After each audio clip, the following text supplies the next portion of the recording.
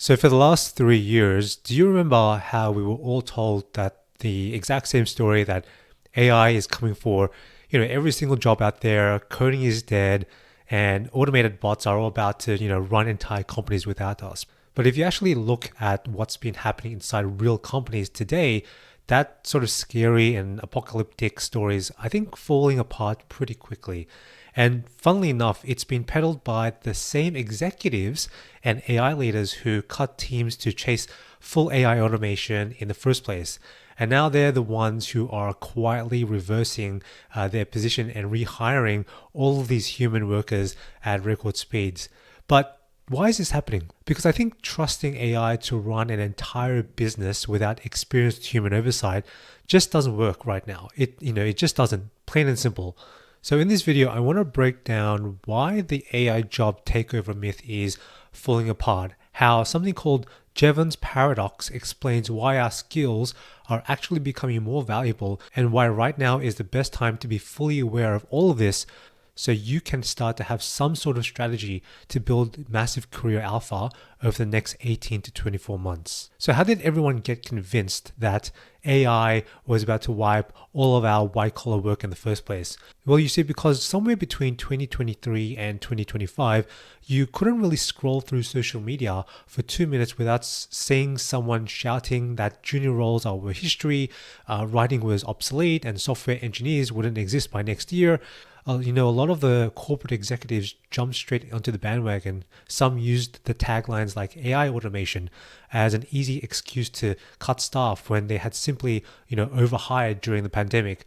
This was called AI washing, right? Blaming technology for corporate cost cutting. But other leaders made a much bigger mistake because they confused speed with judgment. And that's a big difference here, because they assumed that because a chatbot could write an email or generate a clean piece of code in 10 seconds, it could suddenly run an entire customer support team, for example, handle complex legal contracts or design a mission critical system. They thought, and this part is really important, that doing the mechanical task was actually the job itself, right? But this was completely false. When big companies actually tried to replace real human brains with AI bots, it kind of backfired almost immediately, because we're now seeing what analysts call the AI boomerang effect, where companies fire people to automate all of this stuff, then they realize that AI is making compounding mistakes, and they now have to bring all of these human workers back. So if you take Ford as an example, what they did was that they installed over 900 automated AI camera systems across their plant to inspect car parts and cut back on quality engineers.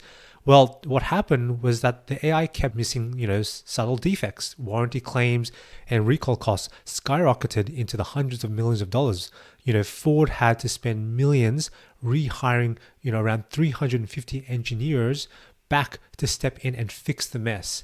And even Ford's vice president admitted publicly, saying that AI is a fantastic tool, but it's only as good as the information you use to train it, and it can't replace seasoned human eyes. And then also at IBM, what they did is that they had an AI system taking over, routine HR tasks. And it handled simple, queries fine, but whenever an ethical dilemma or, sensitive dispute came up, that AI failed. So on top of that, IBM realized that by cutting entry-level jobs, they had nobody training to become future managers. Yeah, of course. And IBM's chief HR officer put it nicely when she said, if we don't hire entry-level workers, who becomes our senior leaders in 5 years? The well simply dries up. I feel like we're starting to get the full picture here, right? Everything's coming full circle. And so now IBM is announcing plans to triple their US entry-level hiring in 2026. So, why is this happening? Why doesn't making work faster automatically wipe out jobs, right? And it all comes down to something called Jevons paradox. Because back in the 1800s, an economist called William Stanley Jevons noticed that when steam engines made coal extraction much more efficient, people thought coal consumption would drop. But the exact opposite happened. Because coal became cheaper and much more accessible, it unlocked thousands of new factories and trains, causing total coal demand to skyrocket, right? So the exact same thing is happening right now with software and knowledge work.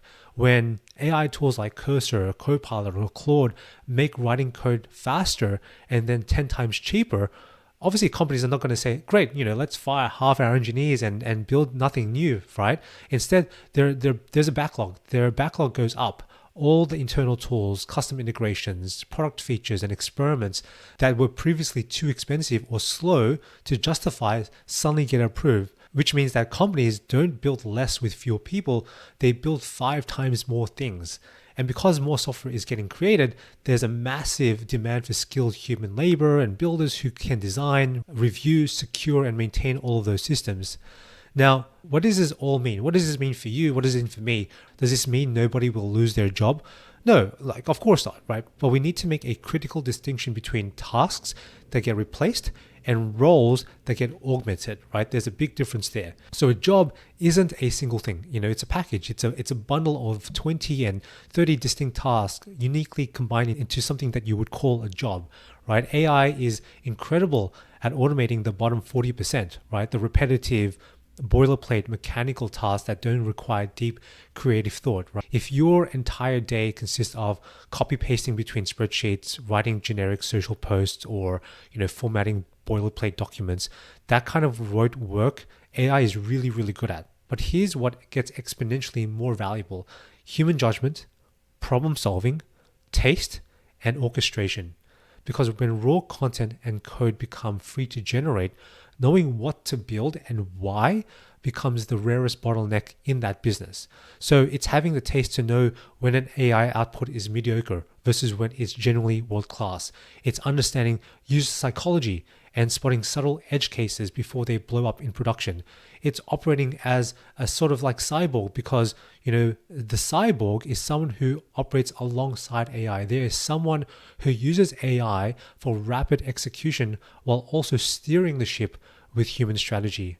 So when you pair deep human judgment with AI speed, you don't get replaced. Like, you operate with the leverage of an entire team. And that's the real value here. So ultimately, how do you actually position yourself to win over the next 18 to 24 months? So I think here are 3 simple rules you can put into practice starting today. Rule number 1 is treat every repetitive task as a bug. What this means is that if you find yourself doing something repetitive and even, formulaic 3 times a week, for example, whether it's summarizing meeting notes, drafting standard emails, or, cleaning data, stop brute forcing that. You don't have to do any of that. You can automate that stuff away.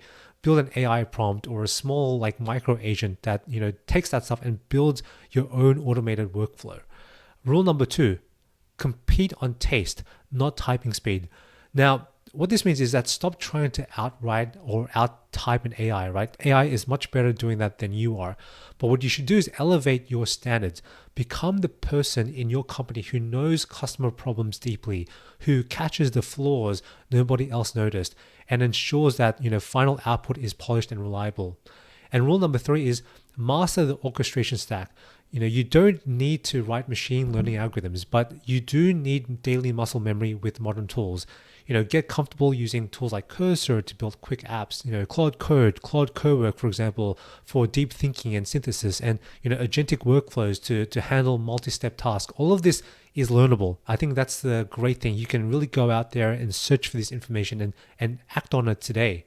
And that's why I think all of this is really important, because the future of work doesn't belong to the AI doomongers, and it definitely doesn't belong to all the people trying to run these empty offices with glitchy AI. It belongs to the builders and knowledge workers who use these tools with taste, curiosity, and first principles thinking. So I really think that there's a huge opportunity here to level up, to reskill, to upskill yourself, because when AI does eventually get more intelligent, and it will continue to do so, it will never compete against you. You will become the moat. Your experience, your background, your deep thinking, your judgment, your problem-solving skills, all of this become really, really important in that next stage of work that we'll all be heading into. So I hope this is helpful. If you like it, subscribe, like it, share it with your network, and I'll see you in the next one.